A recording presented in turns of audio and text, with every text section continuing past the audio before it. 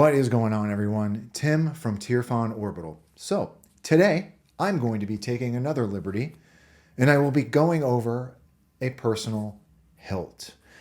I have been looking forward to doing the install and working on this hilt since the run was announced. This has been a hilt that I've really been looking forward to getting in my collection for a number of reasons, all of which I'm going to talk about. So sorry ahead of time. I will be talking a lot about my personal taste, as well as, of course, I will be talking about the install experience in regards to this hilt and the chassis. And I do want to talk in depth about the kit itself and all of that. So anyhow, this is the Raxus from SP Sabers, and there's the guy that designed it. His name escapes me. What was it again? James Samlo, Joe Blow, Solo, something, Jeremy Solo Saber, something along those lines. Solo something. I don't know. I've never really heard of him prior to now, but he's the one that designed this hilt. So, all right. So all joking aside, this hilt was designed by Jeremy over at Solo Sabers, and in my opinion, Jeremy is one of the authorities on SK hilts, or SKIG hilts. The SK is one of Jeremy's, in fact, I believe it's his favorite hilt. He's done a number of custom ones. He's installed a plethora of them. So it was a no-brainer to have Jeremy do a design of this hilt. Another thing that I really, really appreciate about the design of this hilt is the fact that an installer designed it. Right. And I could totally tell that this was designed with installation in mind. There is plenty of room for wire management behind the shroud, behind the crystal chamber. There are very smartly placed set screws throughout the hilt. The kit itself is a fantastic hilt. It really is, guys. For the price point of this kit, you get multiple parts. So you've got titanium options, you've got brass options. Quality wise, this hilt is really, really nice, honestly. So that's another reason why I was really looking forward to getting this hilt, because there are so many options with it, right? I have not. The only SK that I have in my personal collection is this very, very old V2 or SK V2 from Corbanth. And this is one of my very first installs that I did for myself. I mean, it's seen some miles. I mean, this chassis is pretty rough. It was just time for me to upgrade and get an SK, a new SK in my collection. So I've been waiting for the right time and the right hilt, and this particular hilt really is something that I wanted to put in my collection, right? So another thing that I really wanted in my collection was another hilt, or a hilt with a spinning crystal chamber. So I chose to go with the chassis that was specifically designed for this hilt by Carlos at the taco shop. This is I think he did. No, so Jeremy did an eco version of a chassis for this hilt.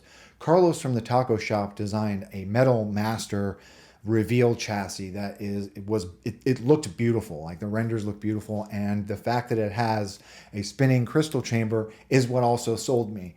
I felt like it would only do the hilt justice, right, if I put a reveal chassis that was designed for it in the hilt. So I wanted another crystal. In fact, the only rotating crystal chamber chassis that I have is this old Goth metal Grandmaster Graflex chassis, and it doesn't work. It hasn't worked for a long time. So yeah, I wanted to get another reveal chassis with a spinning crystal in my collection, and this was a great opportunity to do that. So, all right. So with all of that out of the way, right?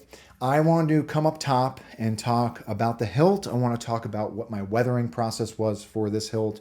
Obviously, we're not going to come into diffusion because it's not my chassis, but I will talk a little bit about my install experience with this. And then, of course, we will do a demo, right? So let's come up top.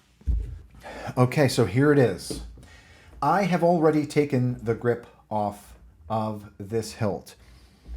I prefer, this is how I've been using my build and my hilt.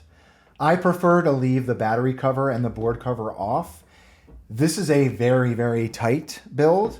And I've been taking the grip off a lot to use it and like edit my configs and everything and show it off. So I leave the battery and board cover off. But before we take those off, I want to talk a little bit about what I chose to do with this chassis, right? So this is the chassis that is offered by Carlos from the taco shop. It is a very, very nice chassis.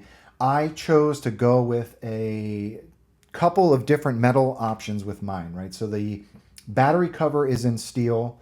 The board cover is also in steel. I don't know if you can see on camera here, but I also heat stained these steel parts, right? The middle section I did in brass. So this middle waist section of the chassis, the grill in front of the crystal chamber, and the crystal chamber parts themselves were all in brass. And then I went back and weathered them with some brass black, right?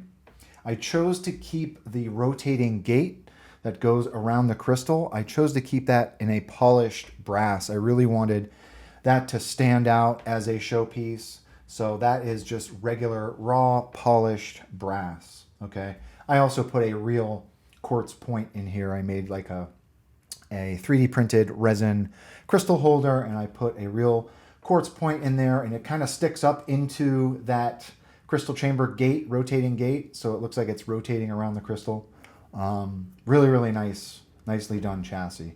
I also made a modification in this grill section, right? Not really a modification, but I added a 2020 NeoPixel strip in here for some different animations. In front of that strip, I put some mylar, and in front of the mylar, there is a brass baffling strip. You probably can't see that on camera, but just to add a little bit of extra detail, right? 28 millimeter speaker. This is from Smuggler's Outpost. We've got an OLED back here. I mean, this chassis, it's a very well designed chassis. For the amount of space that you've got, right, there is a lot going on in this chassis. You've got a motor, you've got a spinning crystal part, you've got a waist section, you've got an OLED. I mean, there is a lot going on. A really, really well designed chassis because I did not have a lot of issues with like cram-fu. I was able to get my wires past the board and everything. So it was really, really nice install experience, in my opinion. A lot of detail too. Like we've got some metal panels that are here. I chose to do these in steel as well, and I heat stained them. Just a really, really nice chassis. I'm really happy with it. So let's put a battery in it before we put the grip back on. Okay, so this is a 18350 battery setup. The first preset that I have in this config is a Starkiller font. So I also put, I grabbed Jeremy's animated OLED screen from Brian Connor. And I felt that that was only fitting to put in the hilt that was designed by him, right? So that first font is a Starkiller font with Jeremy's logo, and then of course, I've got to put my own logo in there as well, which I thought was really cool, right? So really, really, really nice reveal chassis. So I've got that 2020 NeoPixel strip here. It's got its own animation. And there is that spinning crystal chamber. That is its own blade as well. For this particular install, I also wired up the motor as its own blade. To my surprise, I learned something during this install. You can edit the speed of the motor if you set it up as its own blade. Depending on the brightness of the white setting, you can adjust the speed of the motor. I thought that was really cool. I learned something new. You're always learning something new, right? But yeah, that's it. There's that OLED back there.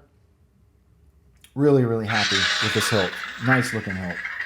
I have to mention, one of the other selling points for me about this hilt was the fact that you get this reveal of the crystal chamber through the grip. There is a very, very interestingly designed magnetic door here. I mean, that is a great idea that Jeremy designed that into the hilt. I mean, that is just such a rad idea for a reveal.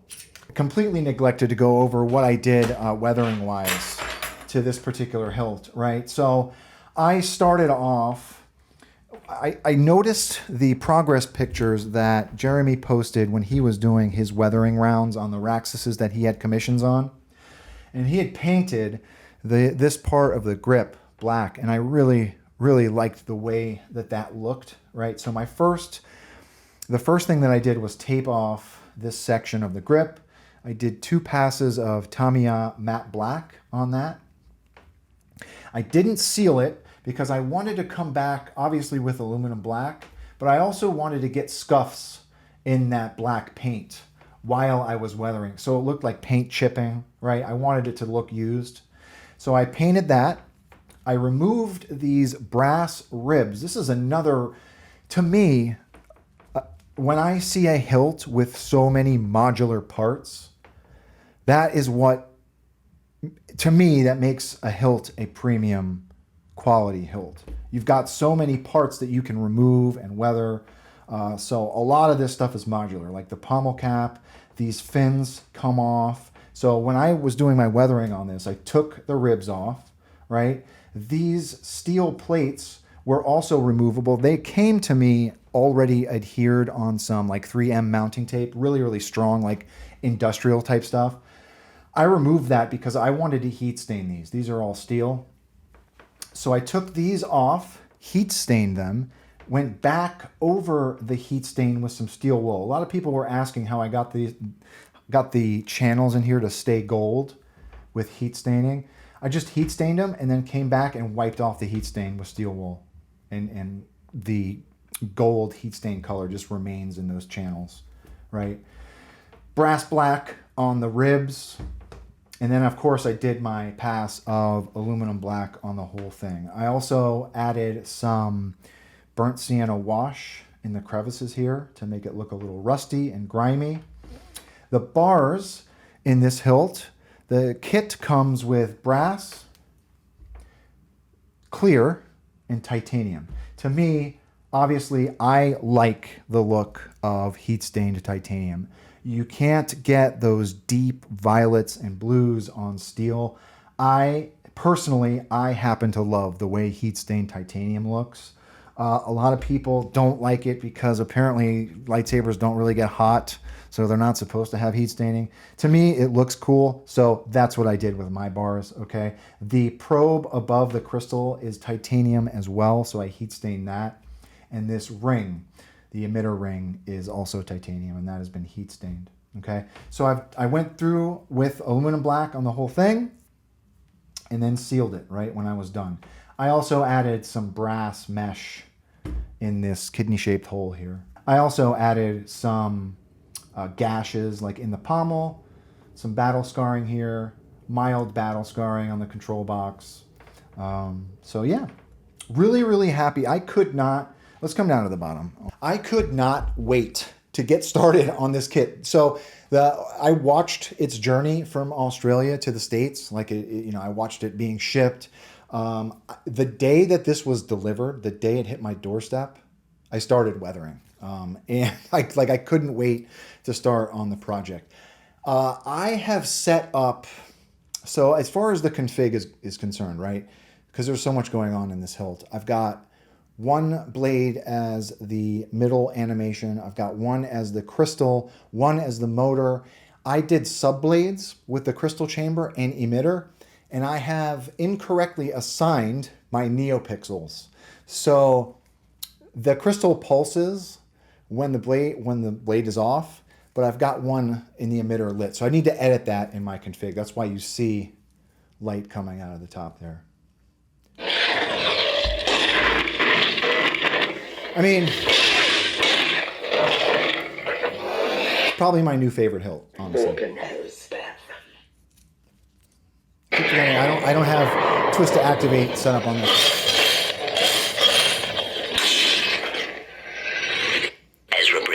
It's just a great sounding hilt, great feeling hilt. And you can't go wrong with like having a crystal reveal in the grip like that. Genius. It's a great design. Let's put a blade in it. Okay, another thing that I really appreciate about this hilt is the fact that it is a 7/8 inch blade holder.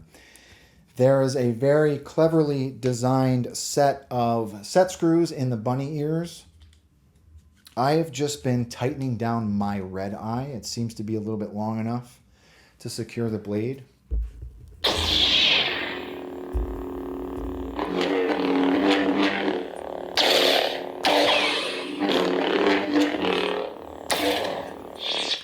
Great hook. No twist to activate. I keep forgetting I didn't turn that on.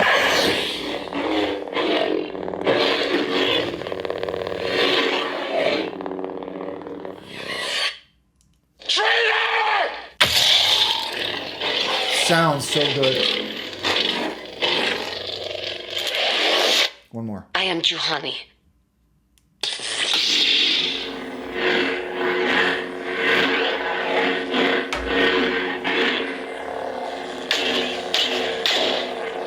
What else we put on here?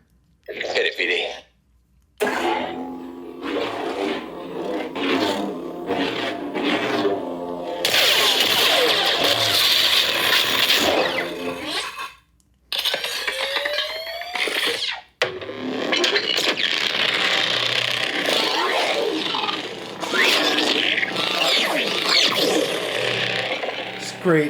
Great looking hilt.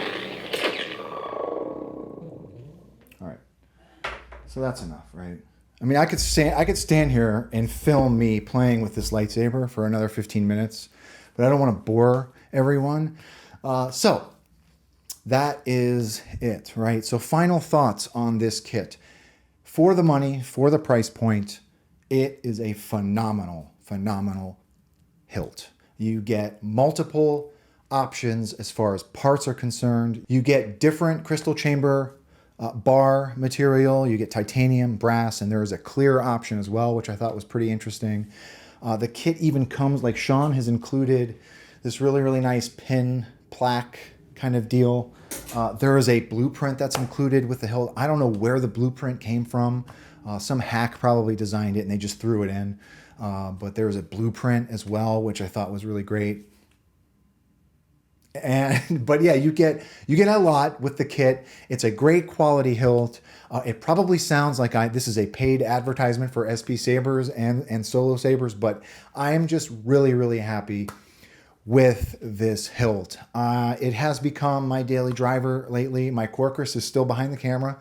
That is still there, but I feel like, you know, as far as a reveal heirloom quality hilt that is still utilitarian enough to like use daily, this is a great hilt, right? So I cannot recommend it enough, and I'm super happy with it. So, and I'm happy that Jeremy has been part of a run to call his own, right? And the fact that it's an SK is a no-brainer in my opinion, right? So, anyhow, hope you enjoyed the video. I know it was a long one. Thank you for sticking around. If anyone has any questions about this hilt, the chassis, the install experience, please do not be a stranger. And with that being said, may the force be with you always. Have a good one, everybody.